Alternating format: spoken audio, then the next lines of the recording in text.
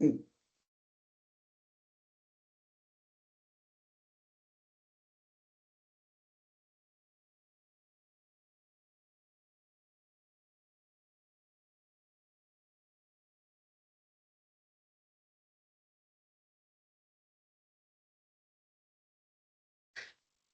afternoon, ladies and gentlemen, and welcome to today's webinar on conducting validations. My name is Alex Schroeder. For those of you that are joining me for the first time, hi, welcome. I see we do have a few newcomers. We've also got a whole lot of people that are usually here and some compliance consultants. So guys, hi, welcome. And gee, I tell you what, it is freezing here in Melbourne. It is cold, it is grey, it is miserable. Winter is well and truly here. A quick one before we start. A bit of housekeeping. We've got a fully packed load of content today. I'm going to do my utmost best to get through the content relatively quickly without obviously skipping anything important, so that there is time for Q&A. If for any reason, if I didn't get around to asking or to answering your question, or alternatively, if you find yourself after the webinar at any one stage thinking, damn, I wish I'd asked Alex whatever question it might be, please feel free to email your questions through to the ARCP team. Their email is info@arcp.edu.au, and the guys will in turn send those emails through to me. If you do have a question that you've emailed, please include your mobile number in your email, because sometimes it's easier and quicker for me to just simply pick up the phone and give you a quick call and talk through your question. Whereas, of course, at other times where it's a straightforward question, I can just zip you through an email at stupid o'clock at night. But yes, if you've got questions, please send me your mobile number. I'm not going to call you back on a landline. It's easier for me to use your mobile number. Have a look at ARCP, at the future webinar topics that I'll be doing. That is available on the ARCP website. We usually list the topics probably about a week out, maybe a week and a half out. As always, what's ASQA doing at the moment? They are still having a field day with Cricos providers. So if you are a Cricos provider, guys, be ASQA ready. I was speaking to a Cricos college, I think it was last Friday, or a Cricos college that I was speaking to got a decision from the ART on Friday, basically upholding ASQA's decision to shut them down. And we are now going down different avenues to try and save that RTO. But guys, this whole thing about ASQA shutting down RTOs, it is very, very real. And if you are a domestic RTO, you are not in the clear. They are shutting down RTOs left, right, and center. As I said, there's a massive focus on Cricos colleges. However, they are not neglecting looking at domestic colleges as well. So I think the message that ASQA is sending to the sector loudly and clearly is be ready for us at any one stage, because if you do have critical non-compliances, you could very well lose your RTO registration. Of course, the best way to make sure that you are ASQA ready at any one stage is, guys, do your internal audits. And for those of you that join me at most webinars, you'll be sick and tired of hearing this, but I'm going to say it again. When you do your internal audits, get your compliance consultant to come and do your audits for you. Do not expect your own compliance practitioners, your own compliance team to go and do their own internal audits, because that's like asking somebody to go and audit. Well, you are essentially asking people to go and audit their own work. And guys, it's a lot of pressure. And honestly, like I said, for your internal audits, it's the best way to make sure that your RTO is ASQA ready at all times. And do your internal audits, and use your compliance consultant to do your internal audits for you. And hopefully your compliance consultant actually knows what they're talking about, and can give you a really accurate audit findings, and that's me being polite. Yes, you are getting a certificate of attendance for today, provided that you are registered under your own email and that you are not sitting there with and you've actually joined on your own device, that you're not sitting there screen sharing with a colleague, because obviously if you do, the guys at ARCP have got no idea whether or not you've attended.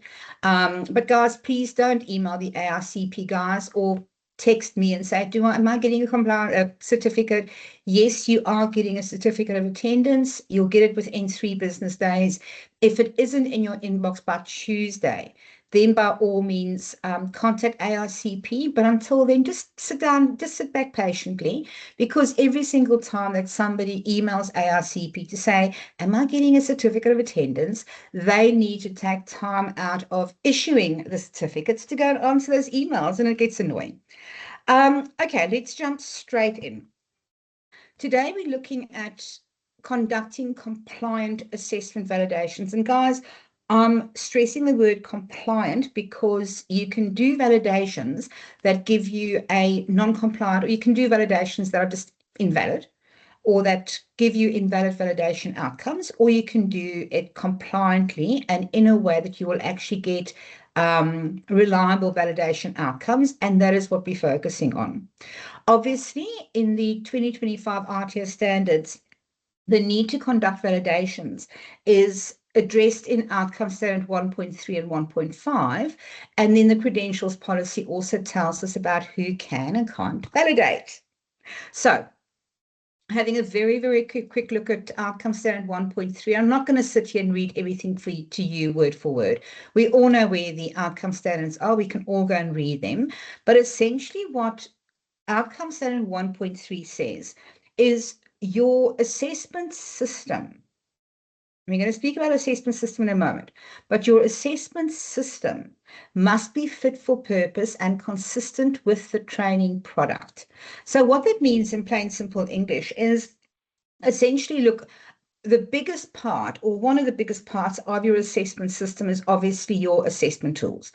And in a nutshell, what Outcome Standard 1.3 means, it's very much related to the old, I think it was clause 1.11 under the 2015 standards.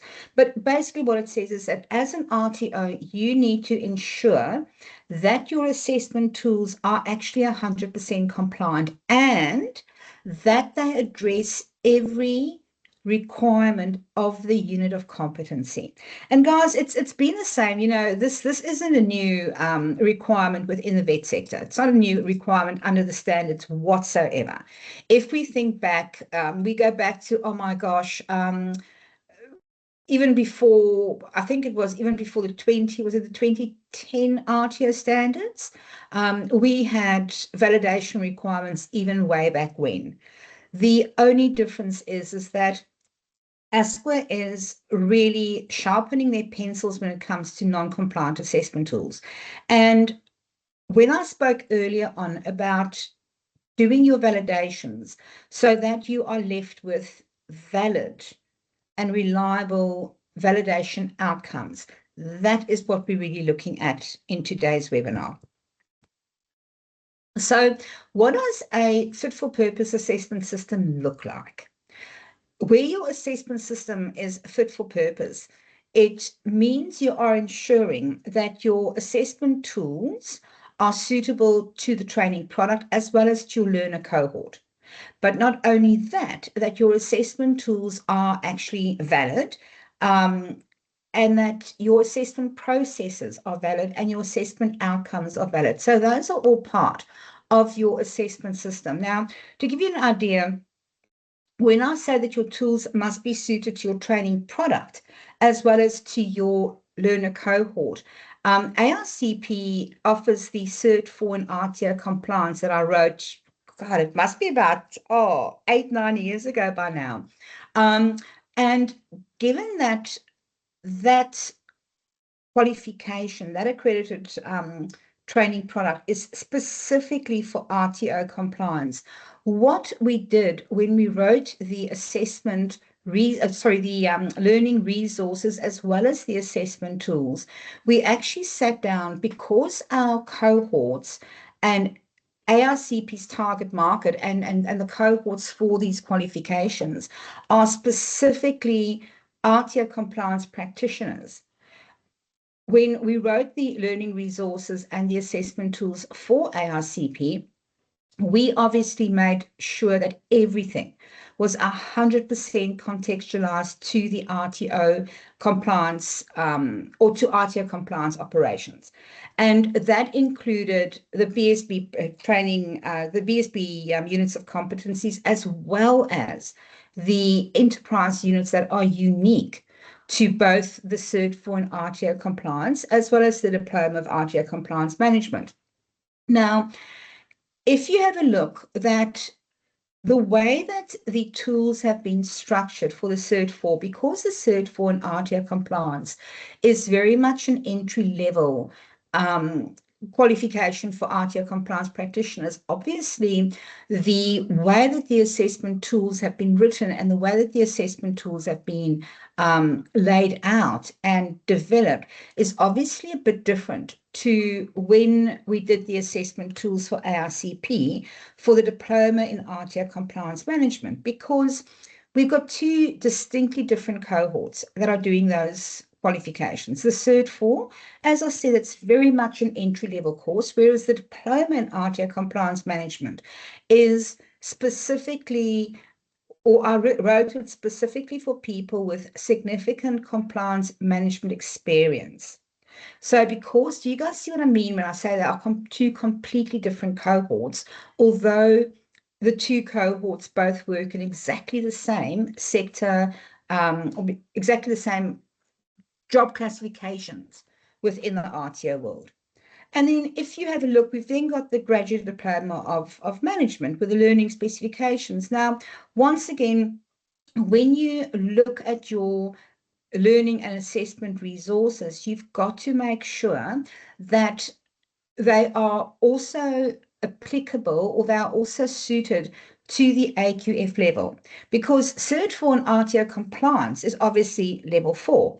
Diploma in RTO compliance management is level 5, but your grad diploma of management with a learning stream, that is a, I think that's a AQF 7 or 8 or something like that. So that is what I mean, that you've got to make sure that your tools are suitable to the AQF level as well. As I said earlier on, part of the assessment system also includes your validation, your assessment, includes your assessment tools, and that includes your observation templates, etc. But it's also your entire assessment system. So are your assessors actually marking correctly? Are they following the rules of evidence and the principles of assessment? Are your assessment outcomes valid? Are you validating and moderating your assessment outcomes? All of those fit into your assessment system. So the components of a valid assessment tool, what does a valid assessment tool look like versus a invalid or a non-compliant assessment tool? Well, first of all, it's obviously a case of your assessment tool must meet every single requirement of the unit of competency within the qualification and or skill set. It's simple as. I'm going to show you guys a bit later on where people so often, either during the development of assessment tools or validation, miss some of these requirements. But so first of all, the characteristics, if I may, of the valid assessment tools is it addresses absolutely all of the requirements of the training product. Because remember, your assessment tool, that is what we are using to determine if a person is actually has evidenced or provided enough evidence of their competency to be able to receive an AQF certification document for the training products that they've completed, be it a qualification, a skill set, be it a testimonial, a statement of attainment, etc. A valid assessment tool, once again, it contextualizes the assessment tools to the cohort and the industry that they work in. And you remember I said a few minutes ago that with the Cert 4 in RTO compliance management, try that one again, with the Cert 4 in RTO compliance and the Diploma of RTO compliance management, all of those assessment tools have been specifically contextualized to the learner cohort, to the experience level that the two different qualifications are aimed at.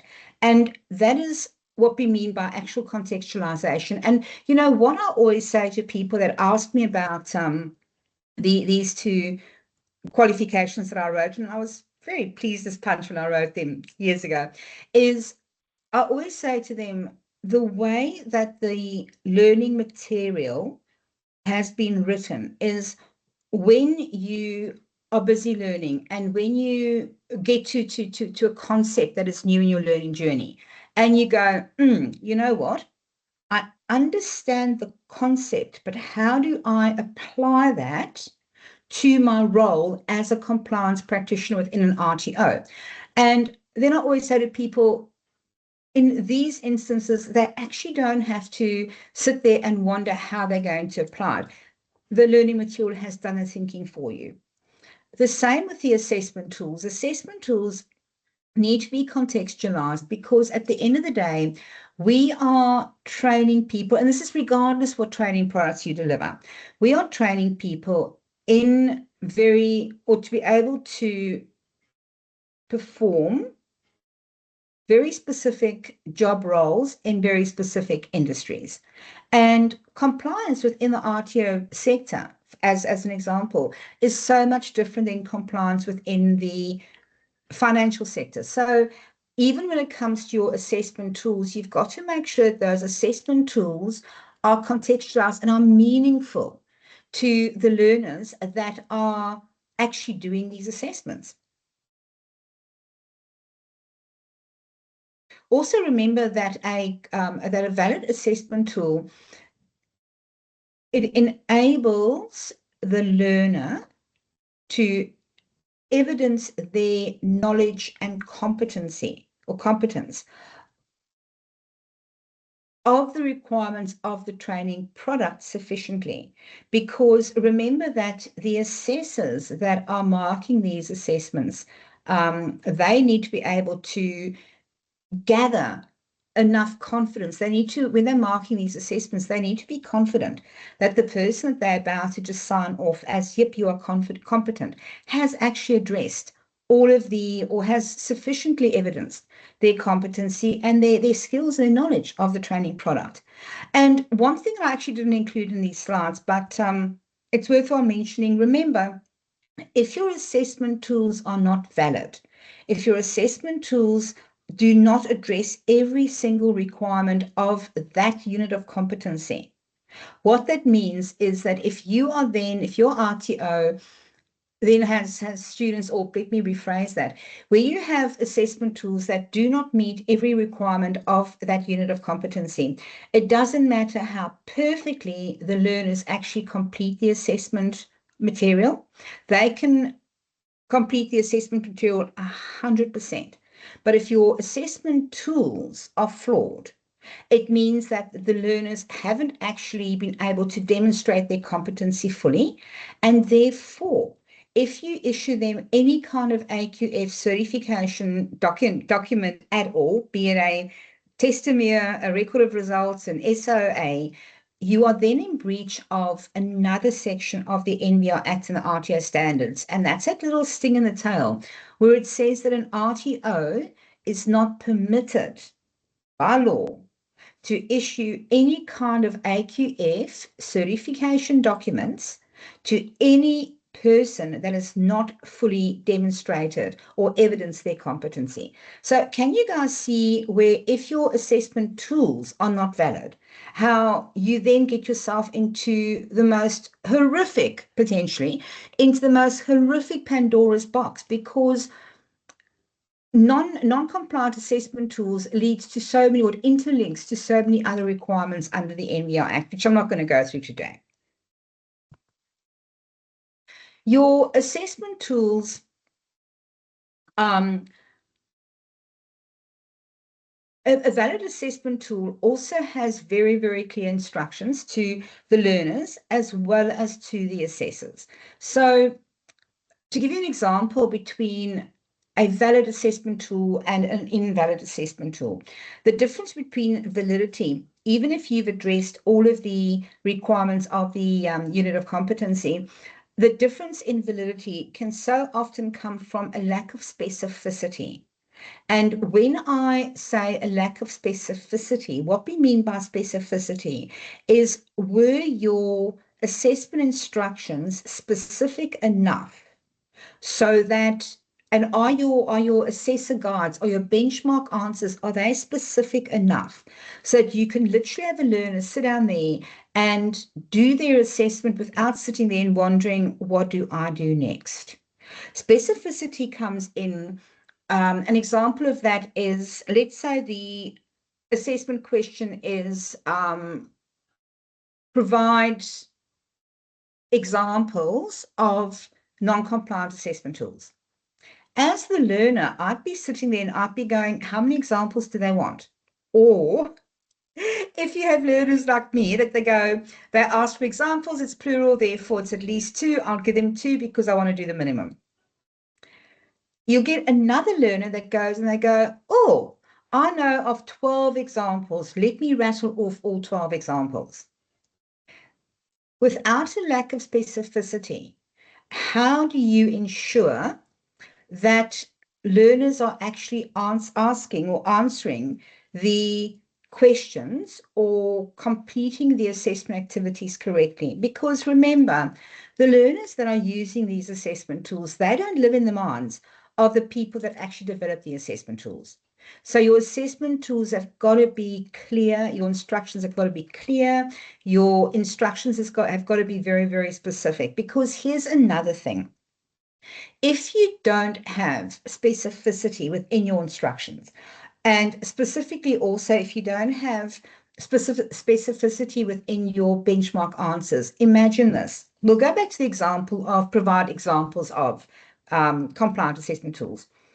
Where we don't specify how many examples the learner needs to provide, you will have one assessor that will go, okay, they've provided me with 2 examples. It asked for examples, plural, therefore it's correct. You will have another assessor look at exactly the same assessment submission and go, they only provided two examples. That isn't enough. I'm going to mark them as, or I'm going to mark that answer as incorrect. Now, this also plays really, really closely into the principle of assessment, because remember, the principles of assessment are very, very, very clear. And I always say to people that, to me, if I were to put the principle of assessment in a nutshell, it basically boils down to a compliant assessment tool, or you know that an assessment tool is compliant and it's also specific enough. If you can take one assessment from one learner, give it to 5 different assessors that are using their benchmark answers provided to them, and all 5 of them come up with the same assessment outcomes. If you can do that, then you know that the principles of assessment have been met, and you know that your assessment tools are hopefully specific enough. Another thing that where assessment tools often fail is practical requirements versus knowledge evidence. Now, sorry, the performance requirements versus knowledge requirements. So often we see assessment tools where the assessment tool tries to address a performance criteria with the knowledge question. And guys, it just doesn't work that way. I always say to people, you know, when we see performance evidence, performance means go and do it. Go and show me that you are actually capable of doing it. Don't go and write laboriously how you do it. Show me that you can do it. And here's a boring, or here's an example that's boring to everybody that's heard me say this before. But the difference between knowing and being able to do is essentially this. I can tell you down to the last, to the nth degree, how to go and change a car tire. But there's a damn good reason why I've got roadside assist. You see, just because I can tell you how to do something, just because I've got the knowledge, doesn't actually mean that I know how to go and change the tire on my car. And once the new tire's on, that I've done it correctly, and I've done it in such a way that as I drive off, the tire won't fall off and I'll kill myself. Once again, I'll give you guys another example. I love cooking, absolutely love cooking. Baking, not so much. And to me, the difference is in cooking, I can just go ad hoc. I can just sort of go free flow, and I can, I cook by taste, and I can go, oh my gosh, I think I'll put some cumin in here, and I think I'll put a little bit of bay leaf in there and things like that. I don't follow recipes. With baking, you need to follow recipes because everything has got to be precise. Now, I can tell you how to make a perfect chocolate eclair, cream-filled chocolate eclair. I can tell you step by step how to do it. It doesn't mean that I can actually go and bake one myself so that it comes out flawless. And that is why we cannot try and get learners to demonstrate their knowledge and their skill required in a PE by asking them a knowledge question. I'm sort of looking at the time, guys. I'm sorry, I'm going to speed it up a little bit because there's a lot to get through. So we've got our assessment tools. We then have our assessment toolkit. Now, a valid and compliant assessment toolkit consists of your assessment kit for your learners, your assessor guides, which includes correct benchmark answers, observation sheets, etc. And guys, if you have assessors that don't use their assessor guides, their benchmark answers, go and find out why. Because one of the things that does happen in ASQA audits is they ask you for your assessment tools, including your assessor guides, and they also then ask you for some marked assessments. And they will sit there and they will actually look to see, are your assessors using the assessor guides? So often you get assessors that go, and I've actually heard this. I actually heard this at an RTO a little while ago. We were busy helping, or I was busy helping them recruit for a new compliance manager or RTO manager. And I was involved in the whole interview phase.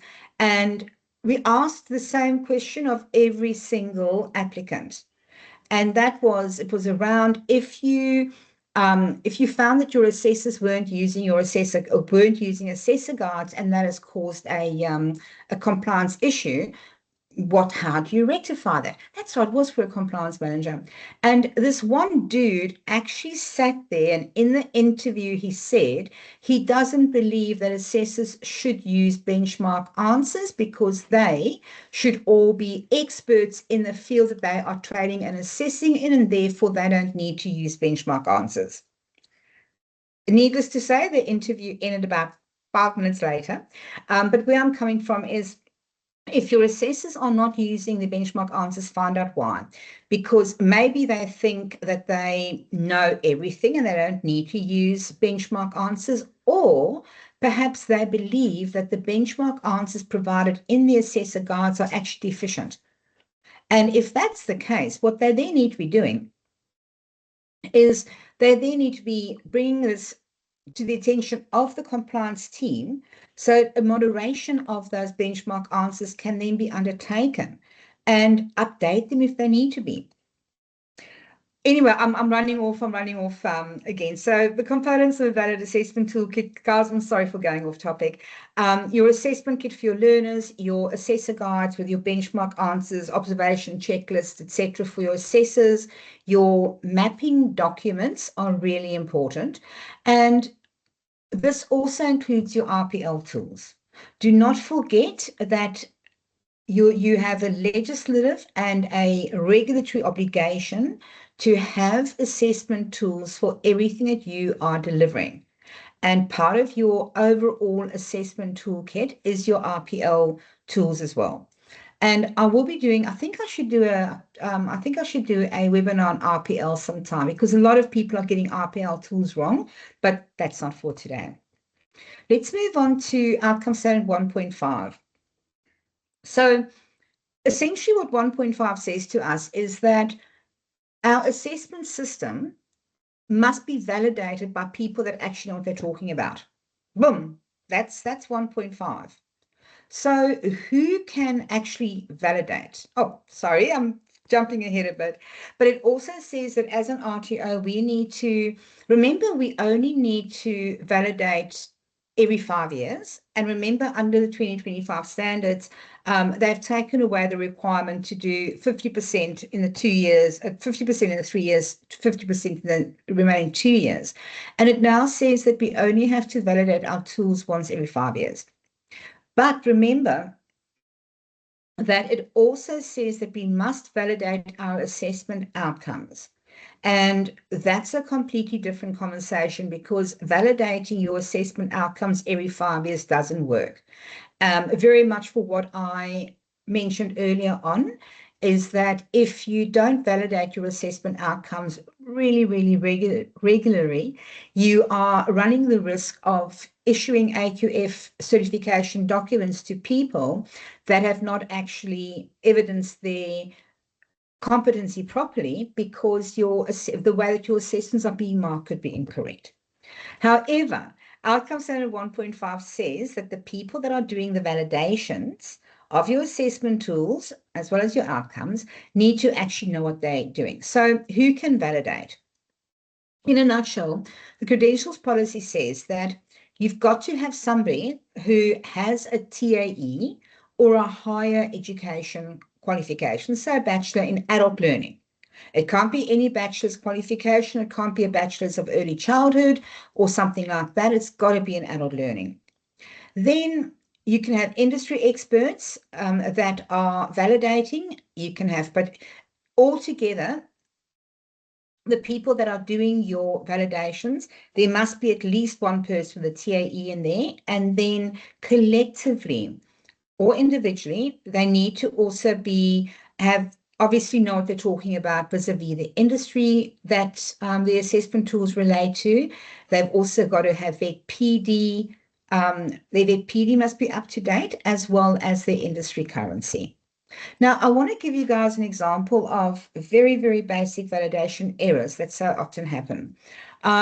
This is the criteria taken out of unit of competency. Do you see, and I've highlighted for you guys where people go wrong. So in this instance, your assessment tools must ask your learner to identify the statutory, legislative, and regulatory requirements relevant to their own job role, and they need to document the statutory, legislative, and regulatory requirements relevant to their own job role, and they need to identify the statutory, legislative, regulatory requirements of the industry in which they work in, as well as document that. So in this one instance, in this one PC, we've got we've got 4 different requirements. Identify those requirements relevant to the person's job role, document those requirements relevant to their job role, identify those requirements relative to the industry that they work in, and document those requirements relative to the industry that they work in. So often we'll see how when there's an and in the wording, how assessment developers will miss that. And will either the assessment task will either get them to identify it, and it usually is identify the statutory, legislative, regulatory requirements, etc. They just simply miss the and document, and I don't understand why. In 1.2, identify and document your organizational and industry requirements. Once again, 4 requirements. Identify the organizational requirements, document the organizational requirements, identify the industry requirements, document the industry requirements. Let's look at 2.1. MAP compliance requirements. Oh, I know this is BSB AUD. I think it's 411. It's a compliance unit. The next one is map compliance requirements against your position description and your work practices. Once again, guys, 2 requirements. It's the mapping of the requirements against the person's position description, and then mapping the requirements against their work practices. So often, once again, we find that all of these are not addressed because the people developing the assessment tools simply miss out that there is, in this instance, 2 different requirements in PC 2.1. PC 3.1. In PC 3.1, they've got to consult with relevant stakeholders, point number 1. And they need to identify the procedures to be applied, point number 2, in that work environment, number 3, and in their own job role, number 4. 3.3, we often find assessment developers just completely muck up, because 3.3 here, for argument's sake, it says record their compliance actions according to the organizational policies and procedures. Do you know how often we see assessment tools that have been developed that go organizational policies, and the word procedure just miraculously disappeared? I find, and look, I've got my own opinion on this. I find that, or experience has taught me, that there's a lot of people that try and write assessment tools that don't understand how to write compliant assessment tools.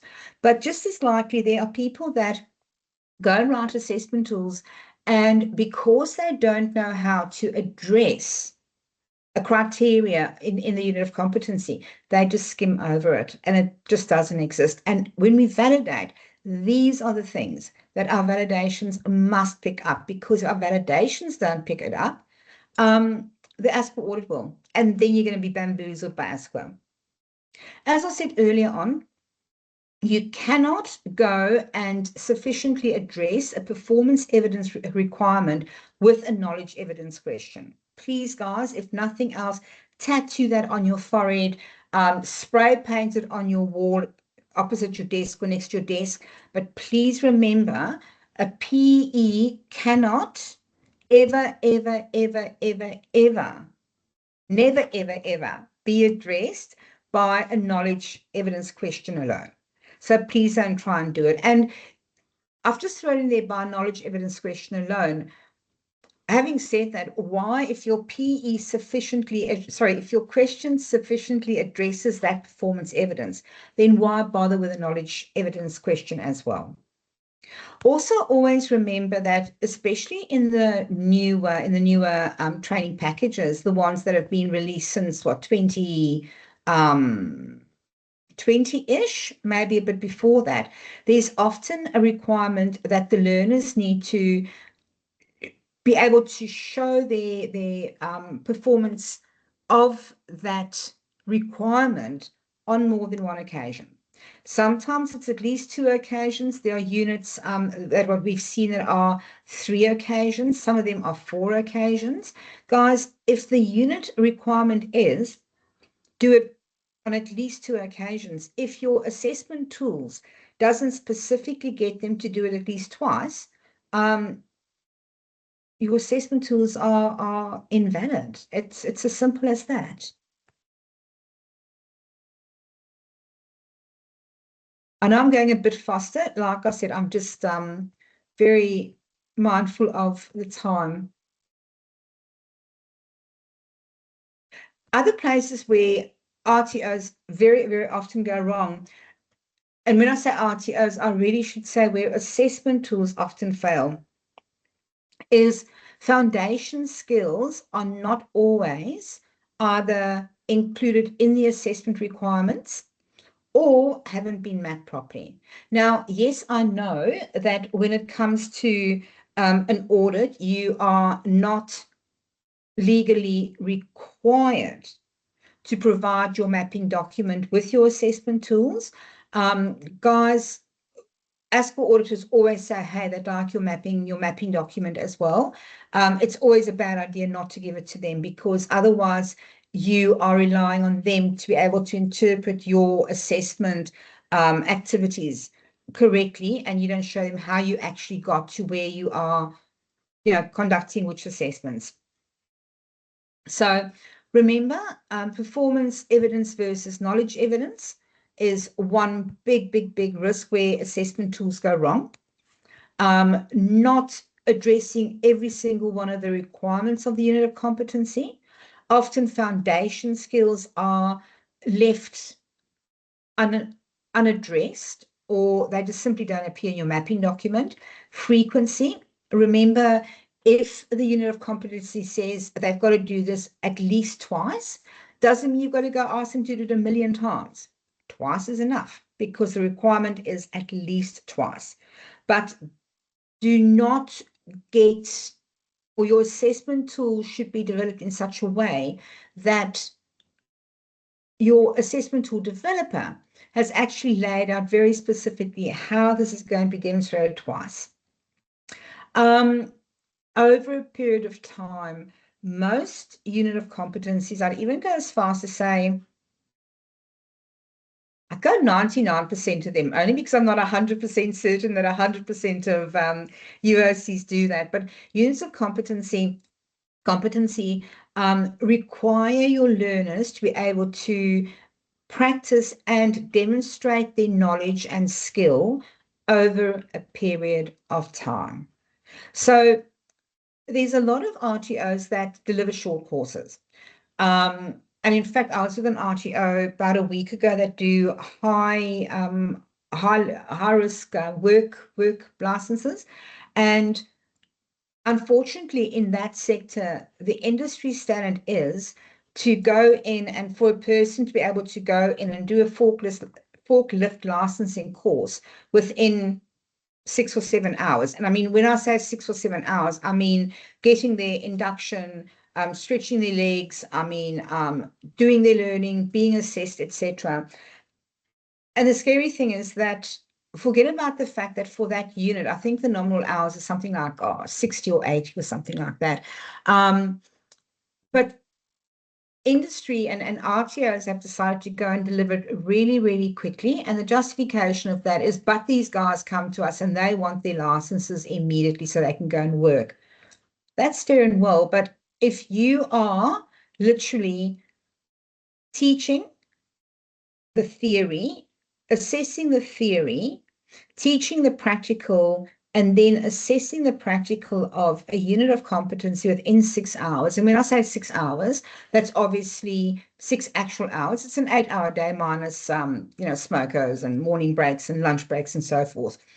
If you are doing all of that within a 6-hour window, where on earth are your learners given the opportunity of practicing their new skills and being able to show the assessor over a period of time that they can actually go and they're actually competent in driving a forklift truck or a forklift? It's not just a flash in the pan or one-off thing, or a one-hit wonder that, hey, I can do it today, and don't ask me in a week's time to go and repeat that.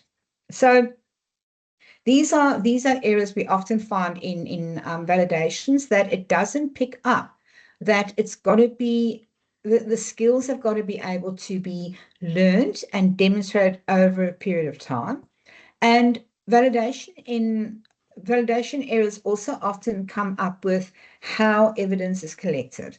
And when I speak about how evidence is collected, I'm going straight back to performance evidence versus knowledge evidence. Remember, I said earlier on, and I invited you to tattoo it on your face or spray paint it on your wall, that performance evidence cannot be demonstrated with knowledge questions. And therefore, you cannot collect evidence of a person's ability to perform a task by asking them a knowledge question or by asking them a short answer question. We've just done that. Now, best practice. So never before and still does the RTO standards or the NVR Act actually tell us how many people you need in a validation team. And when you read the credentials policy, where it says that either individually or collectively, the validation team must have TAE, VetPD, industry currency, and TAE, industry currency, and VetPD. I always suggest to people, and certainly within Vet Prep, this is our practice, that you should have a team of at least 3 people. And if you have more than 3 people, it should always be odd numbers. And here's the reason why. If you have one person validate an assessment tool, that is one person's opinion of that assessment tool. That is one person's take on whether something is compliant or not. If you have 2 people validating an assessment tool, what happens if, let's say I'm busy validating with Kelly. What happens if I go, oh, I think this is valid, and Kelly goes, I don't agree with you? Where's the voice of reason?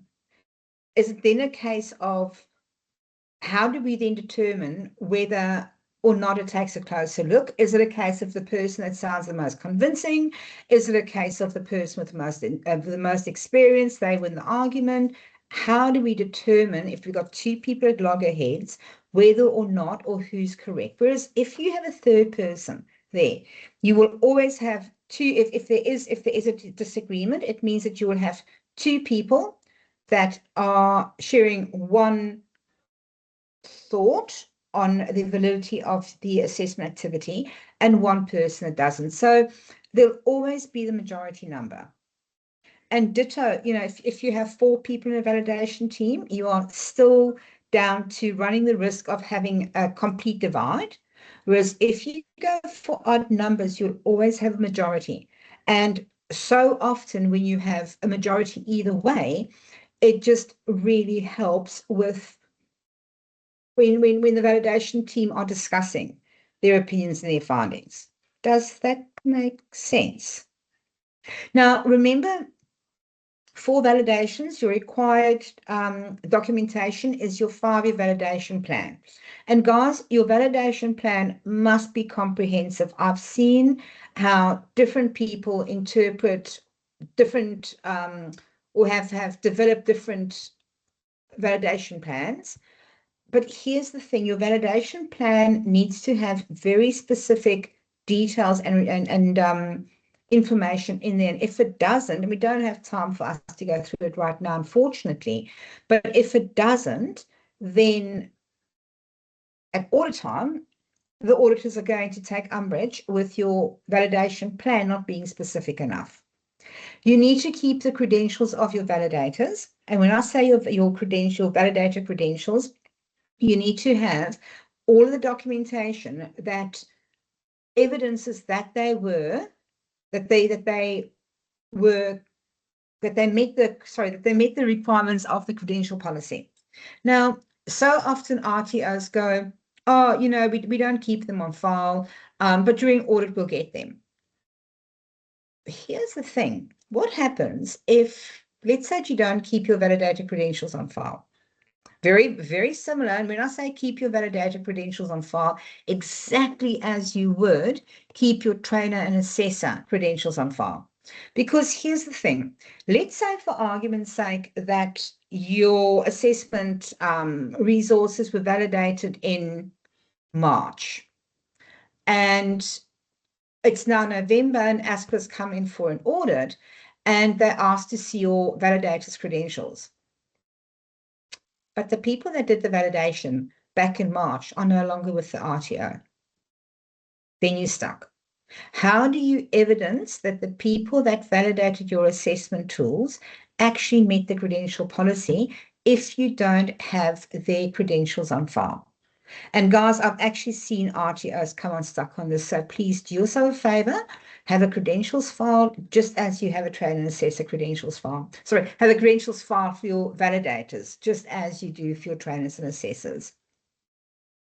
You also need to have the documentation of your validation outcomes and what actions, if any, were required. Now, those outcomes will be entered usually into your validation plan, as well as in your continuous improvement register if improvements were required.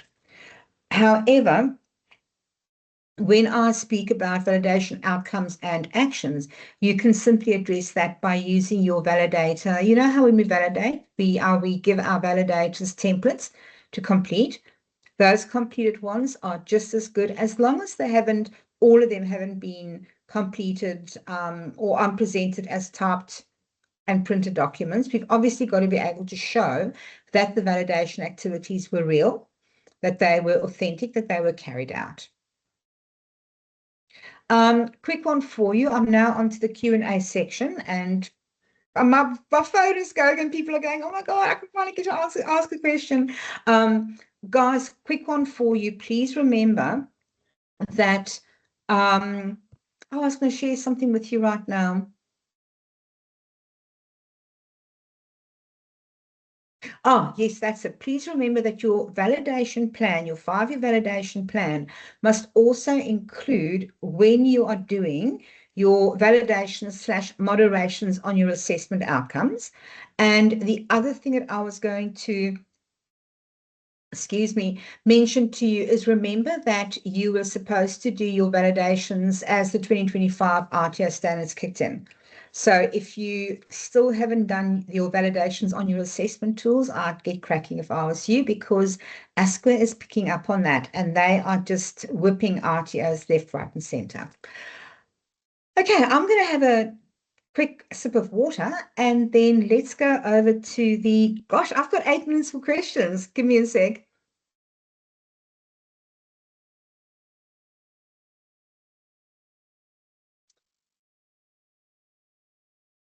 Okay, I'm going to go, oh gosh, hold on.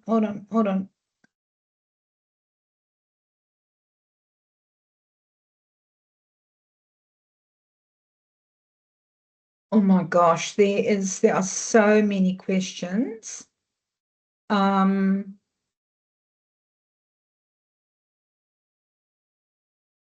Just give me a second. Kelly, I wonder if you can help. And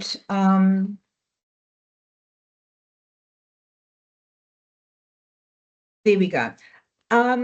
So I've got a question here.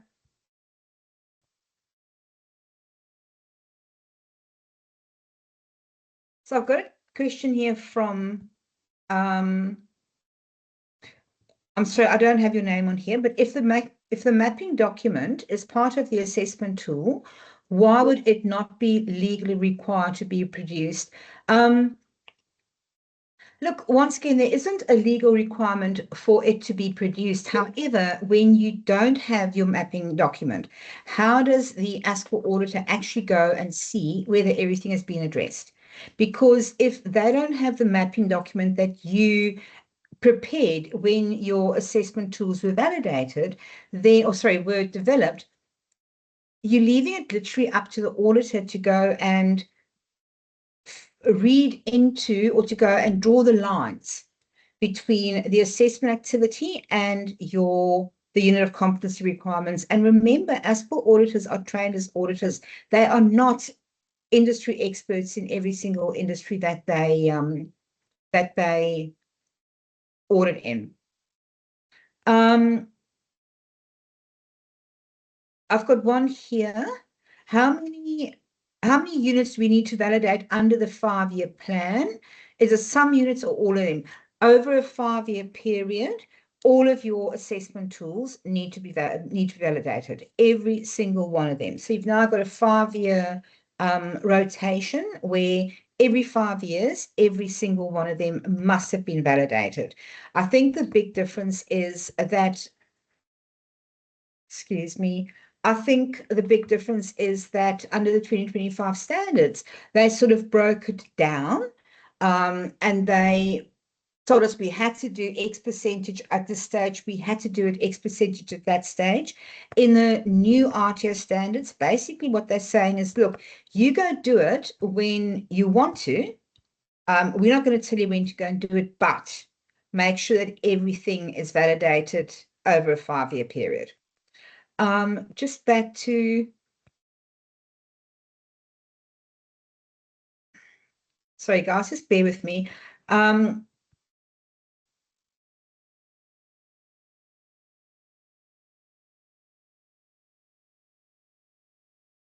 Kelly, I'm sorry, can you just pop up with the questions again? I've sort of lost you. There we go. Okay, guys, sorry, I'm sort of hating our system right now. And I think I always usually do. Just go to another one. How flexible can we be around benchmark answers and professional judgment? Let me ask you this, and I'm so sorry, I actually can't sort of address you personally, because on my side it doesn't come up with, it just shows you as an attendee.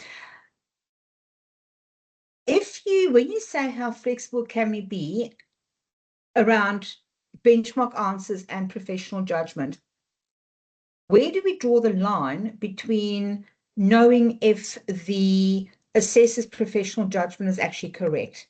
And if we have to start implementing, or if we have to start relying on professional judgment, why has those professional judgments, or why has that information regarding their professional judgment not gone into the assessor guide? You see, some people think that if you go and buy commercially developed assessment tools, that you have to, you can't make changes to their assessments, or to their assessment tool or their benchmark answers. Whereas when you buy commercial assessment tools, you are basically buying the foundations. You're basically buying the assessment tools that then have to be contextualized in any case. So once again, so in that case, your assessors would not need to provide their own professional judgment if your benchmark answers are sufficient. So I'm a bit lost with your question. What I'm going to ask is, with this question, why don't you shoot that email through to ARCP and let's have a chat, because from an auditing point of view, if the professional judgment that the assessors use aren't close enough to your benchmark answers, you're in trouble. Simple as. Let's have a look, some more questions.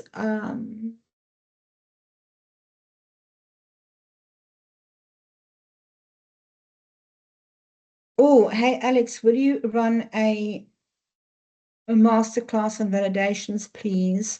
Look, I'm happy to run a masterclass on validations, either Sydney, Brisbane, or Melbourne. If you are interested in a masterclass on validations, shoot an email through to ARCP, and as long as we've got enough interest, then I'm happy to. I love doing masterclasses.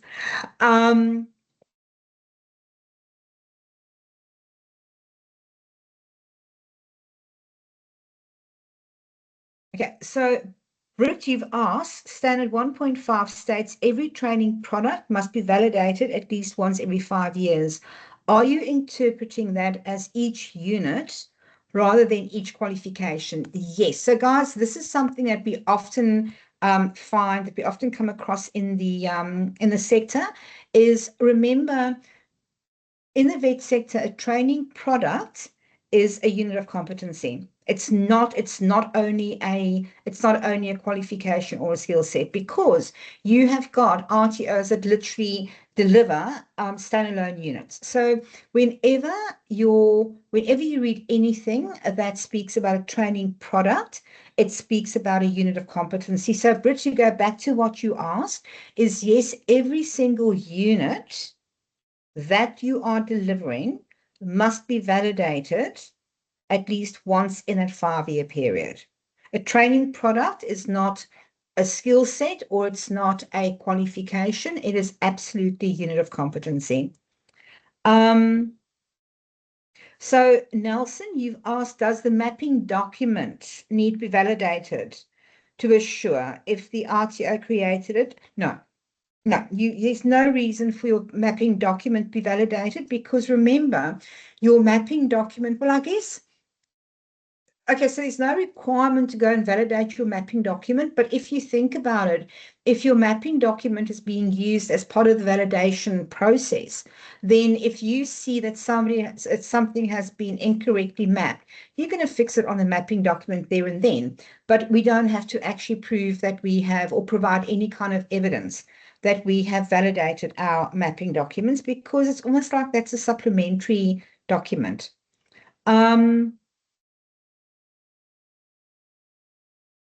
Give me a sec.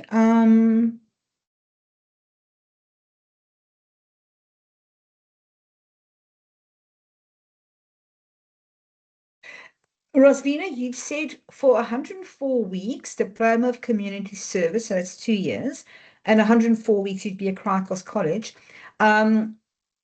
For unit that has task 1 knowledge questions, I'm going to, Rosvina, I'm going to ask you, sorry, I've read the rest of your question. I'm going to ask you to please email me on this. Remember to include your mobile number, because this is something that is very specific to you and your RTO, and also to the Crikos sector. But I want to discuss this with you in private if you'd like. Michelle, sorry guys. Sorry, I thought my phone was outside. Last question, Michelle. You've asked that definition from the standards training product means an AQF qualification, skill set, or unit of competency. Yes, sorry, I'm not quite sure what your question is there, Michelle.